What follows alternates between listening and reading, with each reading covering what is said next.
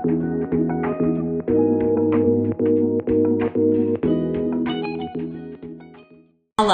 I am Angie Cometh, and I am the Dean at the NYU School of Professional Studies. I'm thrilled to be able to say hello and welcome you to today's wonderful event.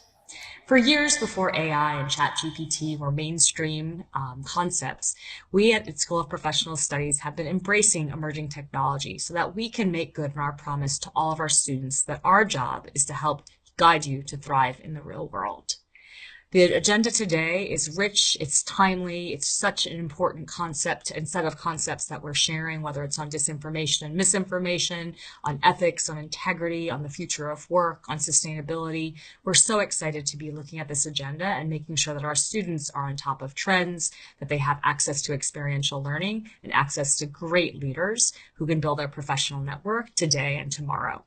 To all of our student leaders who helped to organize today's event, thank you for your leadership, your collaboration, your teamwork, and your vision. It's so impressive that you do this and that you've taken such great care to bring an opportunity like this to your fellow students.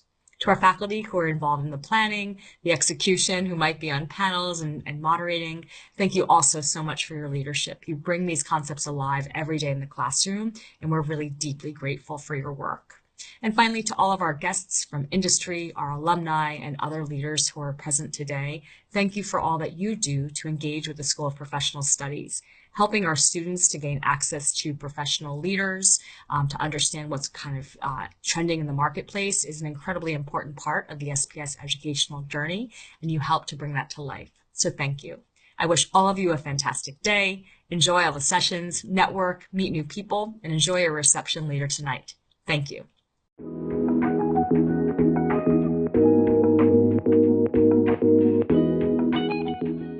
Event for today is going to be Guardians of the Truth. So without any further ado, let me welcome our esteemed panel today, starting with Michael Marcotte, founder of Artius.ID and trusted advisor to top CEOs navigating global tech and security challenges. Can we have you on stage, Michael?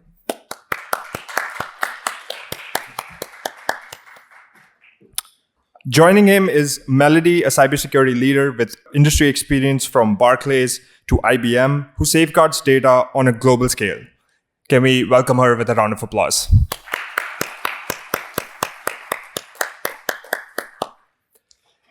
And then finally, we have Ed, founder of Intellibus and a leading mind in AI, transforming industries with innovative technology. Let's have a round of applause for him. Thank you. And last but not least, our moderator for today, Professor Stephen Goss.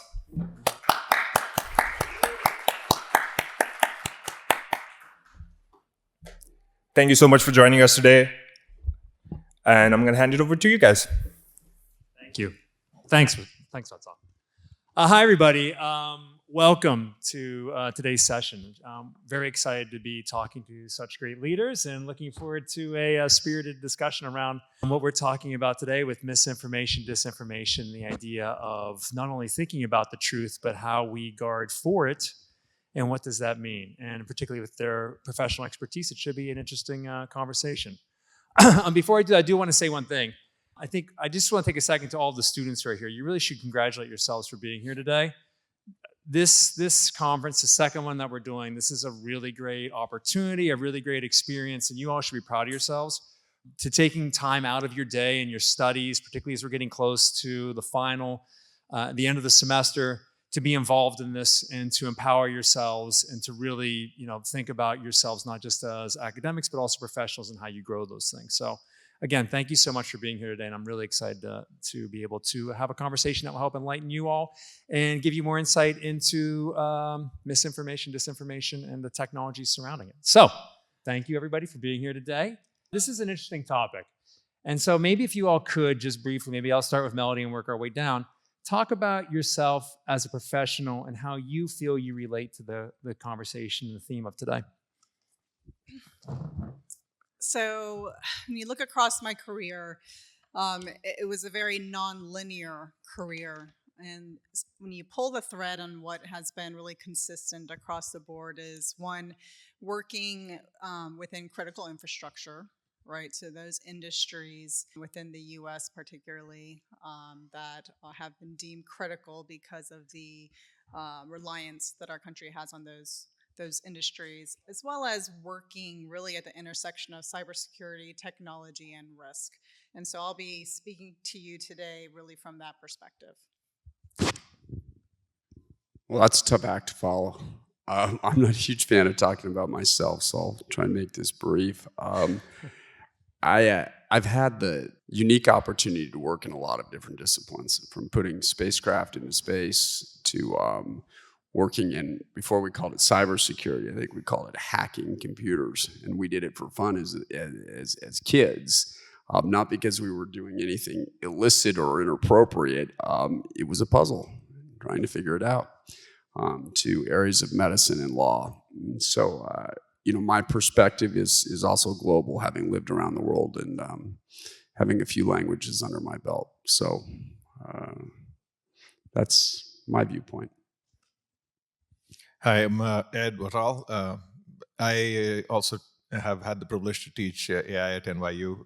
So I run what is called under Mr. Goss and Dr. Martin's Aegis, the AI Masterclass, which is essentially AI for executives. So obviously, I have a lens on enterprise and how enterprise thinks about truth.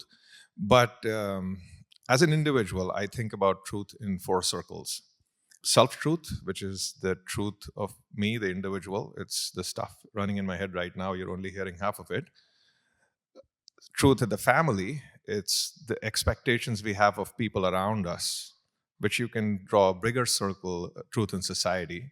And then, of course, the real truth in the universe, which we don't know. Some people will take religion to find it, and some people will take science to find it. So I look at in those 4 lenses. It's just really a circle emanating from the very core of your heart, as wide the circle as you can draw to the entire universe. So sum total of the universe, which we haven't seen yet, despite the Webb and the Hubble. So that's the widest truth. And then the smallest truth is at the very center of your being. So that's the lens. Thank you. I mean, it's nice of you all to talk a little about truth is such a muddy or nebulous concept in and of itself. Tends sometimes to be in the eye of the beholder. So, I know I was going to ask a little bit about misinformation, but maybe we should just start a little bit and dig a little deeper into truth.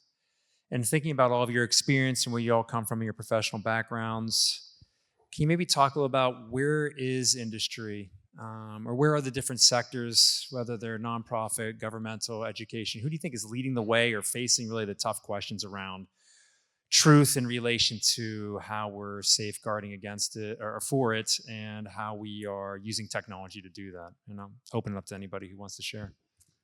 Looking at it through the lens of having been a large company senior executive, large global company senior executive, also an entrepreneurial founder and the co-founder of the United States National Cybersecurity Center, what I would say is that everyone has their agenda, even if they don't realize they're carrying an agenda.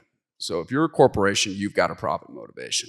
There's nothing wrong with that, right? But that profit motivation is going to dictate and be a leading motivator as to how you use these systems that influence people's perception of truth.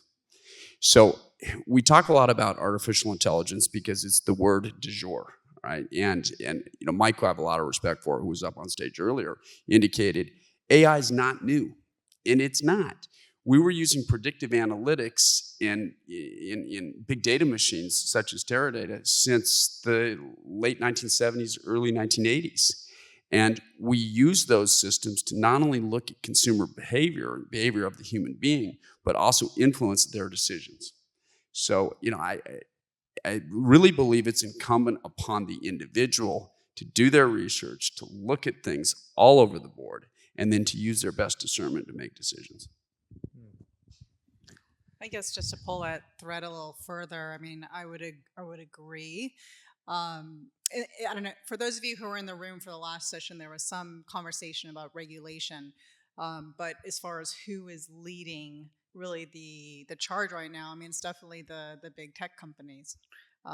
Because if you think about it, the profit to be made, right? Again, going to those intentions, right, are what are guiding that. And so I think that's probably something to keep in the back of your mind throughout today's discussion, because I think this will surface throughout, I bet. Can you maybe just, and that I want to hear too, but maybe could you add a little bit, because, in thinking about truth and the way you all are talking about this and the bias, and everybody has their own agenda, how does cybersecurity, Melody, relate to sort of some of the concepts we're talking about? There is something that we like to call the cybersecurity triad.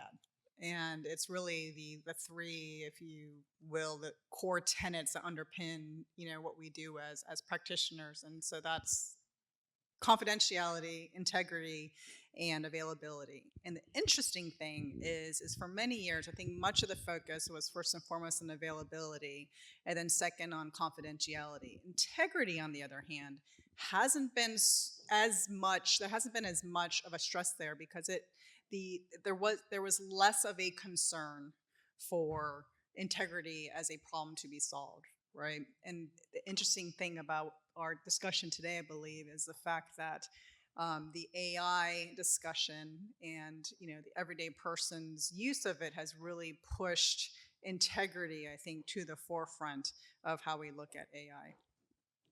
Nice. Ed, you want anything, particularly around the AI piece?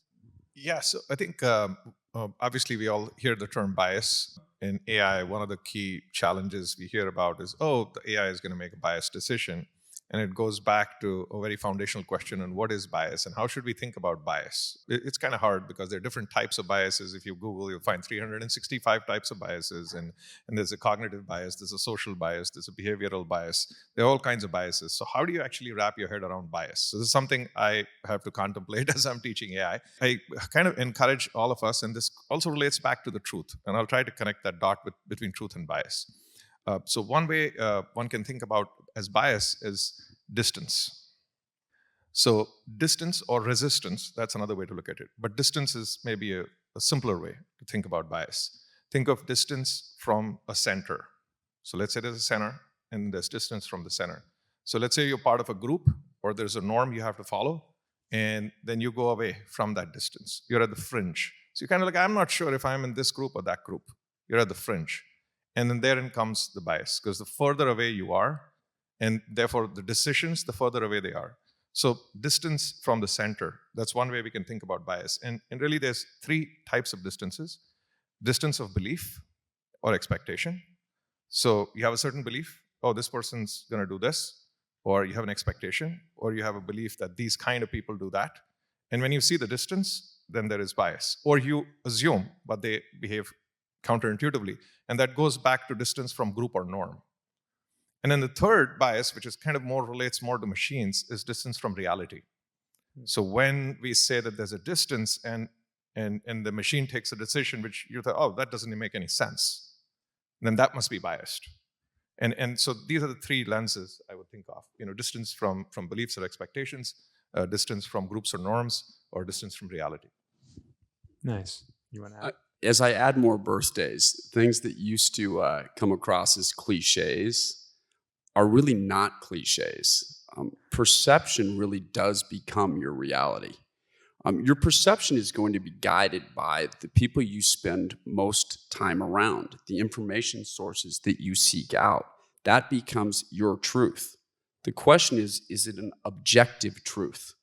All right. And at what point do we allow machines to determine what our truth is? And these are complex questions. And what I like about it is there's no reason to live in fear. All right. Everyone in this room has a great degree of intellectual curiosity, or you wouldn't be here. You keep that intellectual curiosity up and you keep asking questions, you'll keep learning more. And relying on any one source is probably not a very good idea. That's interesting, what Michael just said. How many of us are familiar here? This is not trying to turn this into Q&A, but just to get some participation. How many of us, please, show of hands, have heard about the traveler problem? Not the traveling salesman problem, that's an operations research problem, but the traveler problem. Okay, so I'll humor you with a story. I like storytelling anyway. Once upon a time, there were kingdoms. I'm sure there are still some places that have kings, but we don't have kingdoms really. And kingdoms wanted to obviously have control over other kingdoms, kind of like how countries do today. It's somewhat similar. And so back in the day, when there was no CIA, no Mossad, etc., how did you sort of get that, right? You had to disarm the other kingdom. So what you did is you created travelers. These people were like normal people. But you said, oh, there's just a traveler, he's traveling. And back in the day, you must have heard of, and these people are thought of as historians. Or they're going to come and record history, so they're traveling. But they were actually the underground people who carried the king's agenda most of the time. And so they would go to the other kingdom, and then sometimes people got wise, because then this person came with a lot of pomp and show. So they started sending normal travelers. They were not historians. They were just like regular people. So now it's harder to discern what's going on. So the citizens in the other country were getting misinformed, and they didn't know how to cope with it. So how did they solve that problem back in the day? Triangulation, what Michael just said. Like, who are you getting your information from? So the traveler problem was solved by people hundreds of years ago by simply waiting for the next traveler. So the first person would come, they'd tell them something, okay, the next person, and then they would wait for a traveler who's just sitting and not talking to anybody, and they'll go ask him, okay, did you come from that kingdom? He's like, yeah. Okay, can you tell me about X? So triangulation, and that's how even we do that in the corporate world, right? We triangulate. And it kind of, to connect that back to truth in the enterprise, is the same thing. Enterprises have tried to create, central repositories of data, unified data, golden source, and it's kind of a failed project for various reasons. We can get into that. But really, it's about triangulating information. So the point that Michael was making earlier, truth is really a record of an event. So you think of everything that happens in the world, you can think of as entities, activities, and transactions. Entities are things that get created, like you are sitting here in the room. Activities are everything that you do, from dating to attending a class. And transaction is finally a reward that comes. You buy something, you sell something. And so if you think of the record of these entities, activities, and transactions, they could be recorded by a person or a group of people. Like right here, we have 7 people recording. And so what's the truth? Unless you take a sum total of all the record of the event. And that's why I'd like you to think, again, back as distance, connected back to the center. The truth that you carry away from here is the feeling in your heart, versus the truth that the universe is capturing. We don't even know. Somebody in some other planet far, far away that we don't know is capturing all this. I would hate to believe that we are alone. Well, and forgive me, but this is the quantum physicist in me now coming out. We're all part of a common consciousness. And these systems are now part of our consciousness because we made them. So this gets really interesting really, really fast. And, I want to emphasize this again. There's no reason to live in fear. The conversation of regulation comes up. Regulate what? I mean, this genie's out of the bottle completely. And people have short memories for history.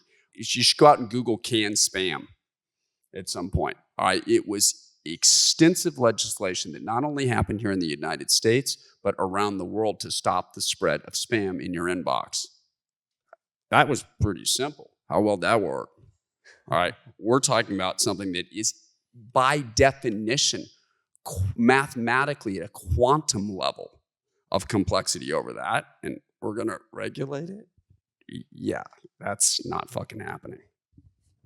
Well, wait, but so let me ask about that then, because if there's no guardrails, if there's no filters, then very easily things can fall apart. I mean, if you were going to, any of you were going to give recommendations to somebody who has to think about what it looks like to regulate these systems to ensure that that there is as much, or there's less bias, more dependency on them. It's hard to put into words, but I guess the less bias is maybe the best way I can sort of formulate it. What recommendations would you give if you were, really put on under the spotlight and saying, like, give me 1 or 2 good ideas for this? I think there's one good idea that I'd love Michael to elaborate on further, but we talk about it all the time: principle over policy. And Michael. Yeah, I mean, first of all, we have to focus on principles over personalities, principles over policy, all right? Can we agree to core principles, all right? But once we start injecting these other components into it, first of all, and forgive the use of the dropped F-bomb there, it's just a point of passion for me. I understand how these systems work, and to have a regulator come in and touch it, all that's going to happen is all sorts of other systems are going to emerge to get around that regulatory constraint. That actually inhibits innovation because all of a sudden, the innovation surrounds getting around the regulation. That creates an infinite loop, which isn't healthy to anybody. But if we focus on core principles that generally people can agree on, pretty much worldwide, core human principles, a lot of these discussions get really, really easy, and we stop hyperventilating about how somebody looks or talks or anything like that. It isn't all that hard. And there are different ways, right, to put that influence. It doesn't involve regulation, right? There could be a trade association stood up, right, that can kind of be an independent body that you see in other industries as well to kind of set what those guardrails might be. Like, how many people here use an iPhone? And how many of you pushed out the recent update that came out this week? Okay, so did you guys notice what changed when you make a phone call? So in the top left corner, there's a button where you can record any call you want. Yeah. But when you push that button, there is a mandatory disclosure statement that says this call is being recorded when it's turned off, and it notifies both parties. And that is, well, that's a regulatory example. But in the same way, I can imagine a world where AI is somewhat monitored, at least that there's mandatory disclosures around its use. That is a fantastic example. Giving people the opportunity to choose. All right. So if you want to allow your digital sovereignty for you as a human being to become part of the matrix, as long as it's disclosed and you think your life's going to be easier, great. But you should also be able to disconnect from it as well. The power that you have in your handheld is so immense. I remember when there was a Cray supercomputer outside of my office. This was not many years ago. It was a little over 2 decades ago. It literally filled up this entire room.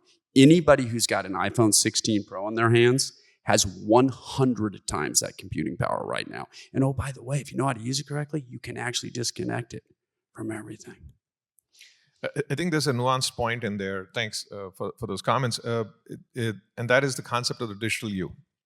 And what Michael just mentioned about your right of the individual to disconnect and it being disclosed to, that's the default today, because regulation in most states don't have one-party recording. There are only certain states that allow one-party recording, meaning I can record. If you call me, I can record as long as I'm doing it for personal purposes. There could be a person with Alzheimer's, memory issues. They just have to do it because you were a doctor trying to tell me what medicine to take at what time. And I don't have to disclose to the doctor that I'm recording it because I kind of feel sad about it. It'd be one, like, I don't want to feel uncomfortable about telling the doctor that, oh, I should record this because I'm so sad, I can't remember stuff. So there's a human element there. We have to recognize that disclosure is not necessary because it could impact the human's emotion condition. And if we recognize that, then comes the question of digital you. Layer the digital you on top of it. Meaning now you have to assume, and this is the switch in society that I think is going to happen, the default is going to switch to record everything. And then when the default switches in society, then you have to assume anybody calling you, it's getting recorded. Now, what they have the choice to share with, who they have the choice to share with, and this is where it goes back to the truth between the individual and the transaction. So the moment they switch the recording on, it is a transaction between the two of you. So it's okay as long as they use for their purposes. The moment they wish to share with anybody, it needs your permission, and therefore the control on the transaction. And that's why it's important to think about truth in the lens of entity, activity, and transaction. So as an entity, I have my digital sovereignty, and I have the right to record anything, and I don't need to take anybody's permission, period. Otherwise, it's violating my free will, my digital sovereignty. But when it comes to the interaction with the individual, now a transaction is established. And therefore, both parties, multi-party consent is required. I'm really glad you brought up recording of telephone calls. How many people in this room are aware of the mathematical numbers of telephone calls that are monitored, converted from voice to text, put into large data machines, and then farmed for what we call AI now, but predictive analytics? Anybody have a guess? The audience? Take a guess. Of unencrypted phone calls, which almost everybody in this room makes on a daily basis. The number is between 5 nines and 7 nines worldwide. You know how easy it is to take a telephone call, convert it from voice to text. That's a really small file, and then farm it for analytics. So there are solutions out there that exist, and this goes to the question of regulation. Yeah. There are some governments around the world, and I want to emphasize again, this is not politics, this is principles. Everybody in this room should have the choice as to whether or not, okay, I'm going to do this call on an open line. Yep, it's going to get monitored by at least 5 different intelligence agencies around the world. All right? If I don't care, I don't care. All right? But then I should at least have the choice to use an encrypted communicator such as Signal or FaceTime audio. So guess what? The conversation I have with my kids is private because it's nobody's effing business. All right? That's a choice. The day that we allow regulators, and remember, regulators have the power of handcuffs and jail. To say that you don't have a choice to use that, that's a head scratcher. Let me ask a question, though, because we're talking a lot. I mean, almost this thing should have maybe been guardians of trust or whatever. I'm not sure how to think about it. One of the things that humans are not so good at, earlier the conversation was about things that we are good at, is creativity, critical thinking. One of the things we're not so good at is self-regulation, right? So how do we think about, what are the things that we can be thinking about in relation to those principles that guide cybersecurity, that guide AI, that guide organizations, that guide governments or whatever? What are those things that we can be considering to help us better understand what it means to self-regulate? If that's like the last bastion of like how we're going to get around this is you have to regulate yourself, how do we then start to educate and help ourselves understand that? Maybe, Stephen, it would help for me particularly, I'm sure for others as well, if you can elaborate what you mean by self-regulation. I don't know. I mean, to be honest with you, I mean, it's interesting that, exactly what Mark is saying there is that like we need that we desire choice, right? And so having other institutions regulate the things that we do to communicate, to share, to reflect, we want to have total access in some sense. And I think that, as AI becomes more ubiquitous and these things become more accessible to us, we want more access to those things. And it's hard because when we use AI, anytime I put something in there, there's that little voice in the back of my head that says, you're training this system. Somebody else could be using this system, and now they could be using this data. And it's not easy. And it's so useful for me. It's hard for me just to be like, well, I'm just going to put this in there anyways because I need to move forward because like Mike Pell said, I sometimes don't want to write this email or I don't want to scan this data myself. So how do I have a better practice towards what it means to regulate with these systems? Because I know that they're feeding into things that I may no longer have any control over. So I'll add a dimension here on that for us to consider. How many of us are familiar here with the concept of the RAS? RAS. Neuroscientist in the room? Okay, all right. The RAS stands for the reticular activating system.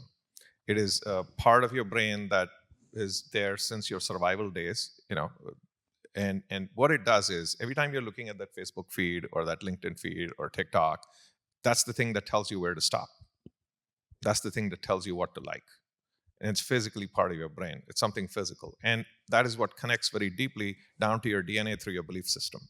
So and there's research around this. So very specifically, you as a human are using a RAS inside your brain to do this in the physical body. Now we talked about the digital body, the digital you. Right now the digital you is fragmented. It's a bunch of accounts and different social media services controlled by people who control those corporations. The digital you of the future is a device in your hand that is you. It kind of is you, but right now those accounts that you're logged into aren't you. Somebody else owns it. God forbid something happens to you, your parents ain't getting any of that unless they go through a lot of pain to get it. And most people don't do that. So remember, you have already become partly digital. You don't own the digital you. The digital you needs to have a digital reticular activating system that needs to protect you. Just like the physical you, RAS protects you. And that is undeniably going to happen. Whoever does that could make $1 trillion, but they won't. Because the only way it really happens in society is because you have to own that digital RAS. So there's no money to be made in creating that. But it will emerge. And that's my prediction. Part of that digital you is your biometrics. Right? Are you going to release your biometrics to a government or a cloud provider, but yet you actually have the technology in your hand to hold that yourself? By the way, it's a really, really bad idea in a cyber breach for any government or corporation to hold your biometrics for them. But if you ever worked for the federal government, you have. Right. For those of us who are aware of the massive Office of Management and Budget breach, I'm pretty sure China has my iris and my thumbprint and my handprint as well. Yep. But back to self-regulation, right? I mean, think about our right to bear arms, right? And I'm in no way comparing intentionally AI as a weapon, but I think most of the public, when they see a gun, they understand the responsibility over something like a gun, and there's a lot of self-restraint that comes with holding and using a gun. But there's a massive, I think, educational piece that isn't out there, right, for the public. And this goes beyond AI. This is just safe use in the internet. This is technology. As you know, technology has become a core part of how we operate in the world. And so if you think about using tools like ChatGPT, I would bet a lot of money that the vast majority, 99% of people who are using that tool for their purposes are not thinking about the responsibility they have in what they put in because of how it's training the model, right? They're using it because of what they're going to get out of it. And so it's a very interesting dilemma with regards to what is our self-regulatory capability. So very interesting analogy that you mentioned on gun control, right? And if you were to connect that dot with AI, we are transitioning from the military-industrial complex to the AI-industrial complex. We can see that transition. I think we can all relate to that. And as we head towards the AI industrial complex, that digital you, that AI that's sitting inside is your proverbial gun in your hand. The question is, where's the Kevlar? And I call it the screen hypothesis. So imagine a world where there's 8 billion people connected to a central AI engine, hopefully not ChatGPT, sorry, Sam. And then there's going to be 8 billion people communicating with 8 billion people in real time. Imagine how many messages you're getting instantly. So you need you're kind of the digital gun. You're firing in real time because you want to reach everybody as fast as possible. You want to sell your product. And on the other side, you need the digital Kevlar. So I call it the emergence of the screen. The screen will emerge naturally because you'll create your digital RAS, and that is the screen. And as computing power is growing, by definition, quantumly now, you have this power in your handhelds. All right, it's extraordinary. So you get to choose. You get to be part of the solution, or you get to be part of the problem, and that carries a lot of responsibility with it. A lot of it. All right, so let me ask then: are there, besides yourself, as somebody who is dealing, is there any other organization across all sectors that you think might be a partner in helping you be able to a sort of a best defense against things that may end up allowing you to become your own worst actor in the things that you're utilizing? I think your best defense, your best Kevlar, is experiential learning, seeking out smart people who may have a bit more experience, learning from them, using your own discernment in the process, and remembering that we all have a responsibility to be kind to each other and be good humans. And remember, your heart, your head, and your gut all have brain cells in them. So using them is a good idea. Anyone else? I mean, it's like anything, right? Any good that comes into the world, there is a way for that to present badly, right? AI can be used for great social good, but it can also be used for great social harm. So it's, having that mind to use AI responsibly, but also defend yourself with an open mind, knowing, you don't know who is using it in a way to cause harm. And so how do you protect your mind and your heart from that? I think the question was more on organizations, what organizations are doing, and obviously we know there's the United Nations, and you would hope that they would do something about it, and they are doing whatever they can. They were trying to deal with the military complex. Now they have to deal with the AI complex, and they aren't done dealing with a previous problem. So I think someone needs to step in and deal with this problem. And no offense, United Nations, I like you. So I think what we're going to have to do here is create a new organization, and I'm biased here because I'm part of that effort, and so is my friend here, Michael. We call it World Digital Governance, WDG.org. Don't sign up, there's no website. But it's like there's a one-page website. You can put your phone number. We won't give it to anybody. But how can they trust you now after everything we've talked about? Yeah, I don't exactly. even Exactly. So the effort there, very simplistically, is all that data that you put in there goes into what is called bigparser.com. It is the data commons project. It is the Wikipedia of data. Last 10 years, folks from NYU and all over the world have been helping us collect data and organize it so Sam Altman wouldn't steal the internet. He did it anyway, and he built it first. So our idea was we'll do it the right and responsible way. We'll take it slow. We'll take hundreds of years and thousands of people to collect and organize the data in a clean way so it won't have bias, et cetera, et cetera. But now Sam's done it, so everybody can see it. So now it actually helps us because now everybody has the awareness of what the hell was the point of what we were trying to do with Big Parser for 10 years anyway. And it was very hard to explain until ChatGPT came around as to what we were trying to do. Oh, we were trying to build the same exact damn thing, except with ethical and responsible means with data that Wikipedia has collected. Funny enough, Sam took Wikipedia data and everything else. Funny enough, the New York courts ruled yesterday that what he did was okay. Well, we'll leave that aside because this conversation is not about OpenAI. But this conversation is really about what we are going to do. What organization? OpenAI is not going to be that organization. Let's agree on that. So what organization is really going to be that? And so my belief and hypothesis is organizations like Wikipedia, like Big Parser, like World Digital Governance will be able to be guardians of that truth.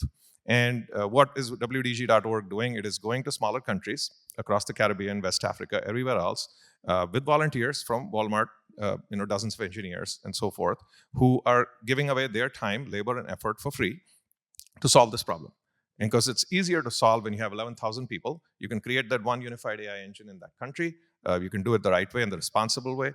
And then when you can do that and you have a proof point and a model, so shout out and call out to volunteers. Don't go to WDG.org, hit me directly on LinkedIn, but you can if you want, and reach out to me if you're interested. If you don't like what they say, you can't put them in jail. Good idea. That's an added benefit. Right. Okay, so let me bring this back down a little. Thank you. That was great. And I think what you all were saying up here is, these organizations that look out for the general greater good of humanity is one spot we can be looking to. Maybe another one, and thanks for the plug, Michael, is education as well. Educating yourself, universities. We should be thinking these ways and working with you all to help, especially with these experiential moments. I love that. That's great. Let me bring it back to AI a little bit and ask, do you think there is potential for artificial intelligence to, in and of itself, help with regulation and with guarding against some of the things that may happen around misinformation and disinformation? Everybody look down towards you, Melody. Do you want to? Oh, I'm sorry. But then Ed picked up his mic. I don't know. I'm trying to go for it. I will just add a point here. I think that the question, just want to make sure I understand the question. Is your question, and I'll let Melody still answer it first, is your question about agentic systems and delegation of decision-making to agentic systems, the judge versus the jury, or is it something else? Oh gosh, now that you put it that way, I like the way you put it first, but why don't we go with something else? The others have something else in relation, just in any shape or form, how can AI play a role in the support, maybe not the sort of the cause or problem, but maybe actually the solution to some of the issues we're talking about? So the greatest quantum supercomputer on the planet Earth is in all of your heads, it's in your brains, all right? The human fluid intelligence and neurosynaptic net is not recreated with either a quantum computer or a binary computer, right?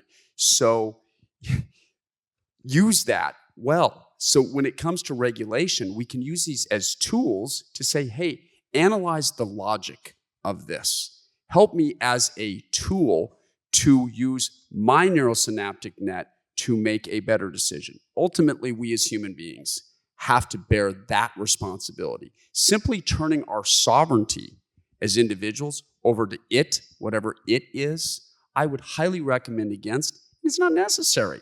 Use a tool in your hand. It'll help you do things faster. I mean, I remember a day when we didn't have an HP11C with reverse Polish notation on it, and I had to do it with paper or pen. I use that as a tool. This is just another extension of that, and it's really cool.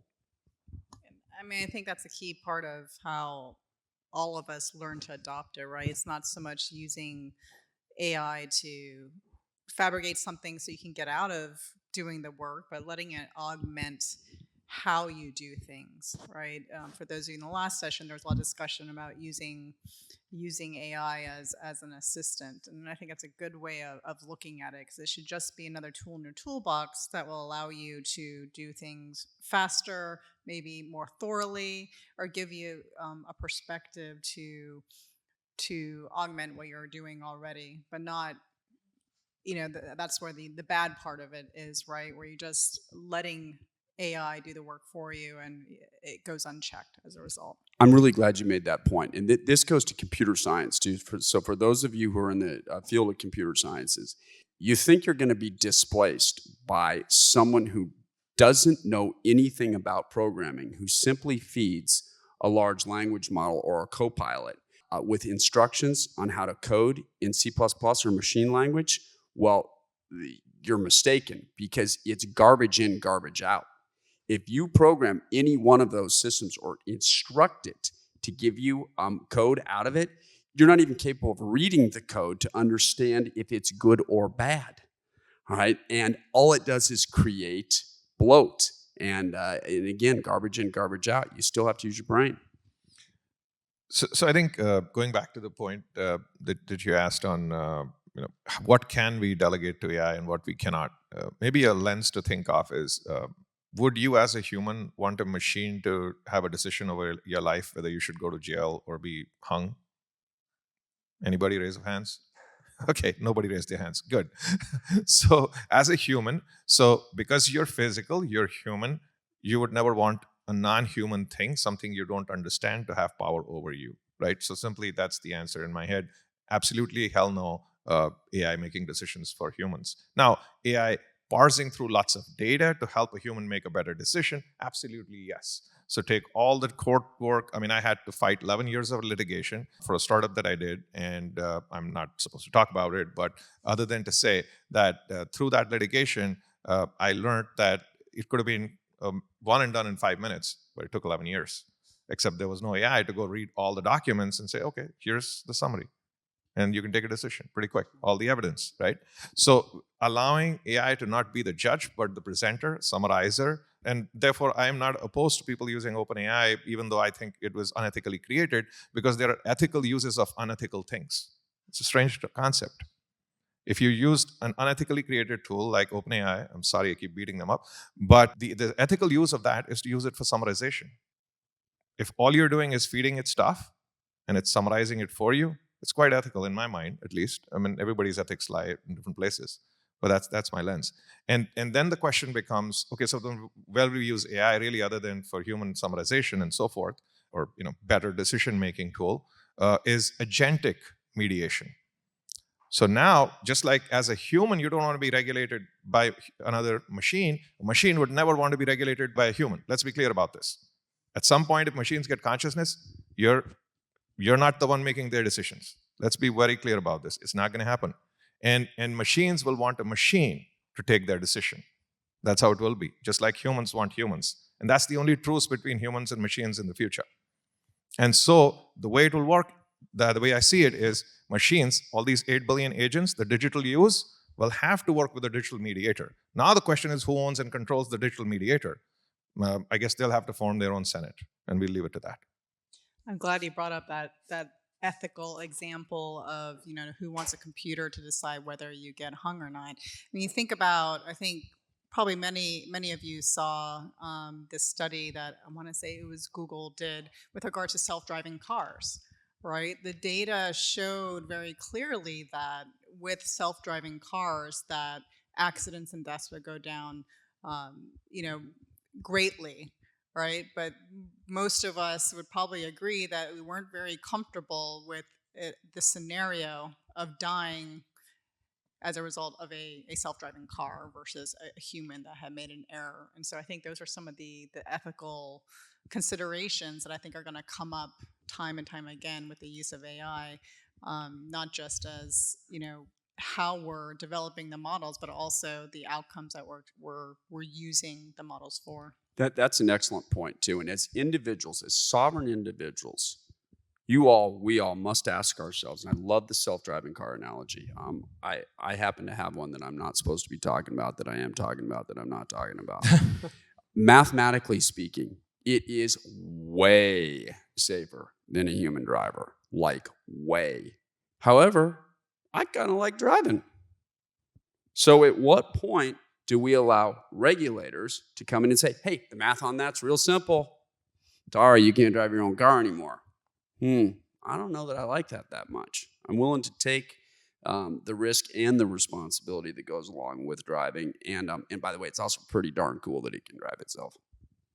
It's interesting. It's become almost a very, I didn't expect the conversation to be so philosophical as it's become. We really have dove a little bit more into us as those who are going to be self-regulating and understanding how to almost connect or engage with these systems in a way where they really are collaborating with us, where they really are assisting us. I mean, at what point are they? I mean, I guess I'm feeling very sci-fi right now. Like, at what point are they self-regulating? Well, what point when are the machines regulating themselves? And what Stephen, does this that is look like? happening now.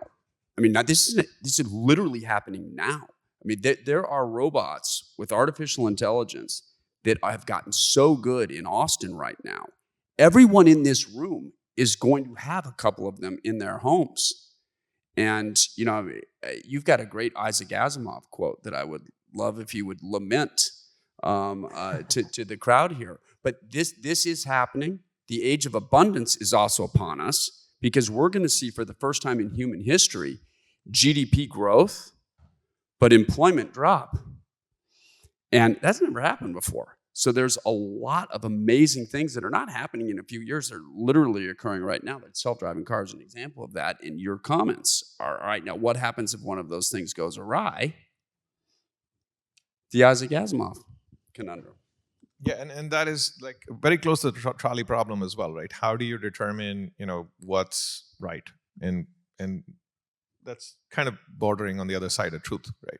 And so those are hard questions. But I'll try to ground this back a little bit to make this real and technical and not so much spiritual and philosophical. That's what I was digging for a little bit. Yeah, just let's the convergence of quantum physics and spirituality. Let's get this back to, okay, how's this gonna? Okay, we're at NYU, we're in this college, we're here to get a really good job. Okay, all right, let's bring it back to how can we find a really good job and what job should we actually look for? I mean, not to tell you what job to look for, but I'm kind of telling you anyway. So the biggest job in the future is not going to be the prime minister, the president. Like people today say, oh, you're going to run for president. You're going to run for data custodian.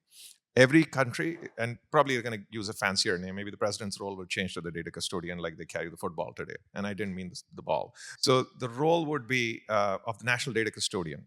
And this is part of the thing that we're working with digital, through digital governance to establish the role in every country of the national data custodian. This is the person in who not you trust your data, but you trust how your data is modeled and what the rules are around that. Because the rules around digital sovereignty and data are going to become sacrosanct. And finally, you as an individual get the choice to choose what those rules are, because you can vote for it. Like you click your likes on Facebook. It's not hard. It's been done, right? You just need a transparent way to know whether the like you gave was actually doctored by somebody. That's where the regulation comes in. So the rule of the regulation will be the guardian of the truth of the activity being the activity that actually happened. The truth of the transaction being the transaction that actually happened. So the truth of the entity saying it is the entity that it is saying it is. And that's the real guardian. And that guardian of the truth is the national data custodian for a country. And these roles will emerge in every country. We're already working with 3 countries that are instituting this through their regulatory process. And once that is done, 3 of those countries are going to have national data custodians in their country. They're going to be the guardians of the model, not the data. And then it's a 3-body governance model. So you have a governing body, which is these data custodians across all the countries. And then you have a utility body, which actually stores the data physically. And it has nothing to do with these custodians. They can't touch it, they can't access it. It's just a bunch of people operating the power plant. That's where the data is stored. And they don't even, data is encrypted, like blockchain, they can't even see it. And that's the utility body. And then there's a community body, which is all the people who are keeping checks and balances on these other two bodies. So that's the model that we see emerging for governance. That's really interesting. Oh, I guess either Michael or Melody, do you have other thoughts on sort of, for our students here as they're thinking about, leaving the, academic space and moving into the workforce, other ways in which they might be thinking about this thing that Ed's mentioned, what are some other opportunities that might start to emerge for them as they're in their studies? Particularly, I'm thinking, with where we focus here with MSSA, which is around project management or management analytics. What are some other things that they might be thinking about or considering for, next year, 3 years, 5 years? What might that look like? And what would you say? I think data science will continue, right, to grow and become relevant moving forward as it has for the last 5 years. But I think one of the disciplines that will also grow that probably isn't as much of a focus for people in this room is ethics. I think understanding that debate so that we can build and operate AI responsibly, it's gonna become increasingly important. Well, I am going to get a little esoteric on you here. Shed conditioning, keep an open mind, remain intellectually curious, and remember, everything that you learn today is likely to change tomorrow, and that's supposed to be fun. So those are some great comments, and I think obviously, typically when you're looking for a job, you're trying to think about, what's the role, what's the job I'm going to get, what jobs should I apply for, right? We almost and we kind of indoctrinated with that, like what job, like when you were a kid, I was a kid in India, we're like, what are you going to be when you grow up? And they didn't mean astronaut, they meant doctor, lawyer, or IAS. That's the thing in India. That's what the bureaucrats are called. And if you weren't in any of those three, okay, he's going to be a loser. Let Johnny not go play with him anymore, right? And then Johnny never came to your house anymore. You wondered what happened. Oh, but you said the wrong answer the other day to auntie, right? So that's kind of how you're brought up, right? And we're conditioned, like what job are you going to get? Honestly, right job is a hard problem. And we talked about employment and unemployment. There's how many of us are familiar with the concept of structural unemployment? Economists in the room? Okay. So unemployment is of two kinds, structural and non-structural in nature. Structural unemployment simply is that the job is in New York, but the candidate is in a different city. That has been solved by Zoom. I mean, not promoting them, but digital means today. That structural unemployment balance is gone. The other part of it is just how long it takes for you. There's a temporal. So there's a spatial displacement, spatial imbalance, and there's a temporal imbalance. Oh yes, I'm interested in the job, but I'm not available for 3 months. Think of freelancers. So there's spatial, temporal, and then there's genetic precisions. And you think of this as precision or balance and structuring in the world, in the universe. And it happens at all levels. It happens in food and agriculture. It happens in biological medicine. It happens within society and jobs more broadly. And it's about precision, and which is what decision-making is all about. And so there's three kinds of precision: spatial, temporal, and genetic. Genetic is all about the makeup of the thing or the entity. Spatial is the distance, when you're trying to create a transaction, but the entities are too far away, job and the person. And then there is temporal. It's available now. I want to date somebody, but they aren't born yet. Hopefully not. That's not the case. But that's the point I'm trying to make. That's the key, right? And if you start to think with that lens, you kind of go away. So, okay, so if I have to be very successful in this model, and I want to make a lot of money, of course, anybody here doesn't want to make a lot of money, let me know. Okay, you're in the wrong college. Okay, so if you want to make a lot of money and you want to be successful, right? Think of what do you really need, right? You need not to worry about the job you're going to get. You're going to get some job. Whatever you're going to study here, no offense, NYU is a great school, you're probably not going to use 90% of it, right? You're going to finally be in a job. And what is going to matter there? What's going to matter is, can you do the freaking job? And a lot of times you're going to get in a job and they'll be like, but we thought you hired for the wrong job. But I needed this skill. And you know what? That job description was written poorly. I don't know who wrote it. They were in a rush. So finally you're going to end up in a job. Probably AI. You're going to make your own. Finally, you're going to end up in a job, and you're going to find out that there's a huge delta between what you know and what you need to do. Now, I'm going to share with you some principles, then we talk about principles of policy, that you can follow or you can use, you can learn and research on, that will help you be successful no matter what the job is. And reason I'm saying this is because if you're ever applying to Intellibus, and we are hiring, so this is a shout out for anybody who's looking. So is Artius.ID. We are also hiring. So there's my shameless plug. It was not so much to give you a plug, but I want to still give you the principles, right? And this is kind of like a hack. I'm giving you a hack so you can actually get selected. Hack number 1 is perseverance. And you'd be like, oh, how am I going to ever show this? Guess what? We will test you for 12 hours. That's how brutal it is. 12 hours of testing. Most people give up at the 6th or 7th or the 8th hour. They don't go through. So we test you for perseverance. It's not so much about what you score. That's one of the tests. And that is the most important, most successful startup founders. They say the last man standing. We've heard of that. I mean, I was trying to be sexist. But the bottom line is that you need to have perseverance, right? What's the next thing? You can have a lot of perseverance. If you have a persevering idiot, I don't want them. I'm sorry, I don't need to be speaking French, but I want a very smart person. And how do I know it's a very smart person? They need to be logical, right? So logical ability is the next thing we test you for. So we see if a person is perseverant, and then we see whether they are logical. And if you're logical, you can get through 90% of the problems, because it's really about problem solving. Solve a problem that I have, right? That's what a job is. Otherwise, you wouldn't have a job, because there's no problem, no jobs. So jobs are problems being solved. So if you were to think foundationally, you need perseverance, then you need logical ability, because you have to be able to solve whatever problem. And you probably, any given day, any morning you wake up, you probably have only 90% of the skills to solve the problem. So you have to be also a quick learner. And if you can't learn fast enough, then your perseverance will be harder to get to. And so the third skill that we look for is what we call DP, which is drive and precision. So the only way to learn skills really, really, really fast, or maybe I shouldn't say only, one way is drive and precision. You have a lot of drive. Usually people call it curiosity. You want to learn.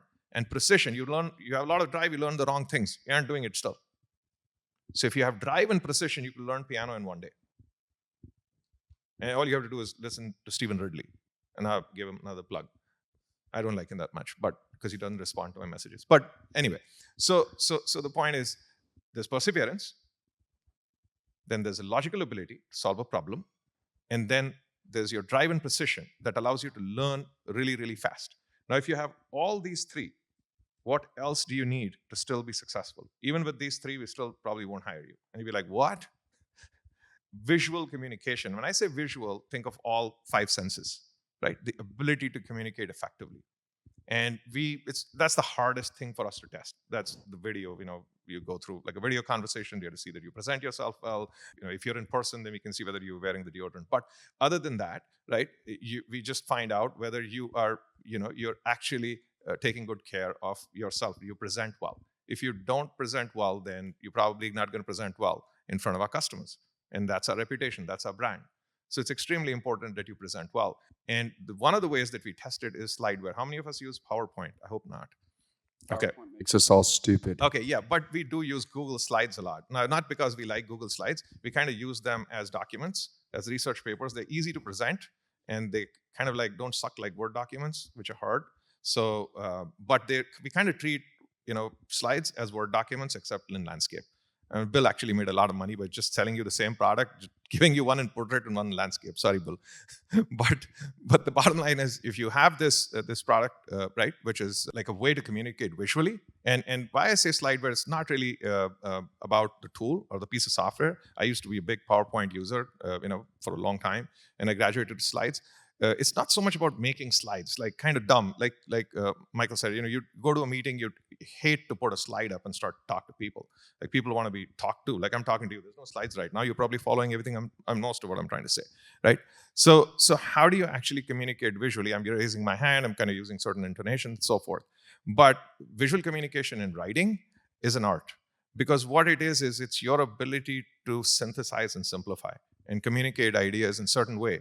And why is that so important? Because imagine everything that I told you now, how would I communicate this to you if I was not in the room? Maybe you can watch a YouTube video. But guess what? How many of us watch YouTube? A lot of us. How many of us had a lot of saved watch later videos? Right? Lots of them, right? Because you see more than you can consume. So finally, that written material, they say picture speaks 1,000 words. So if you have that ability to concisely present everything in one sheet of paper, in one page, then you have the power. And that's the key. And that's the fourth most important skill. Very helpful, very, very insightful. I'm trying to think of how I'm bringing us back now to Guardians of Truth. Yes, but let me do this.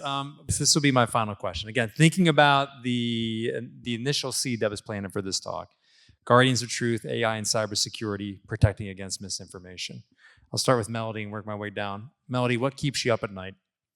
I think especially when you have a career that touches cybersecurity in any way, there's any number of things, right? And depending on what sector you're working in, different organizations have different adversaries, right? If you look at my prior experience with a bank, right? You're talking about nation state actors, right, and criminal syndicates, right? Where I've previously worked for an energy company, and that activist became very relevant for a company like that. So knowing your adversary it's a double-edged sword. I think when you're aware of that, you're constantly thinking about, are we ready for that next technological innovation? And there's really very few surprises. If you're truly paying attention and you're looking at what technologies we have today, it is very easy to see what is coming next.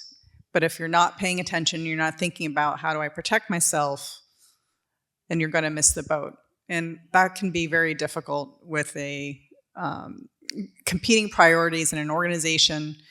There's always going to be different trade-offs that you make. And so I guess that's what I'm trying to say with that is am I making the right decisions? Am I thinking 2 steps ahead? Is the adversary 3 steps ahead, right? Where am I in that kind of defense-offense game? Nice. So I frequently get the question, what keeps me up at night? And my answer has been consistent over the years. Nothing really keeps me up at night, but there are things that get me up at night. And that's different. Over the course of my life, I've realized that nothing ever happens to me. Everything happens for me.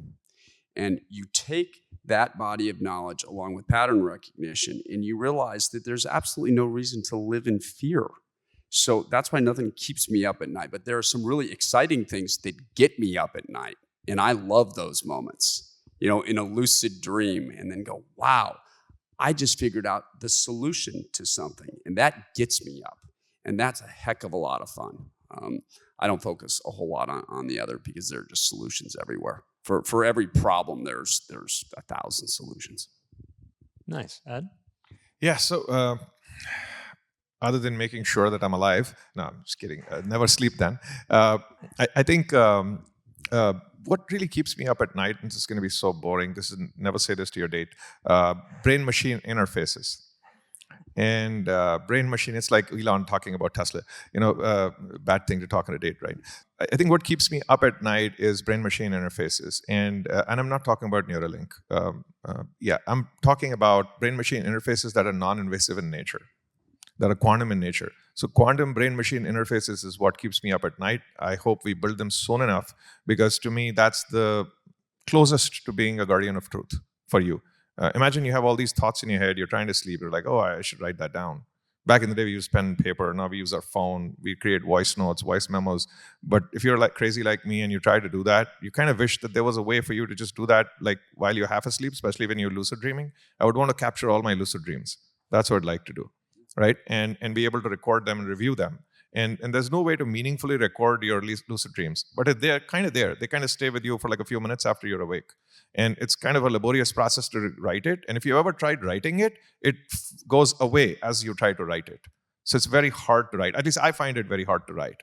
So I stay awake thinking, okay, when am I going to finally be able to create the right brain-machine interface that will allow everybody to get rid of this problem? At least I face it. I'm sure a lot of you do. It's amazing. I mean, I really love how you all really weaved this story between reality, science fiction, philosophy. I mean, it's really great. So I want to thank the 3 of you for sharing with us today and sharing with our students. I do want to say one thing, and I know Vasal's coming up here to play us off, so let me just say one last thing. One of the things I want to encourage you all, we didn't have time for questions, but again, this is an amazing network right here. You heard 2 people say they're hiring, right? Afterwards, you all should be running up here to try to figure out how to get your 1 to 2 minutes with any of these 3 people to talk to them about what they're doing, how you can be involved, and how you can add them to your networks. That's what makes these events so important and so crucial. So again, you didn't get to ask your questions. It's okay.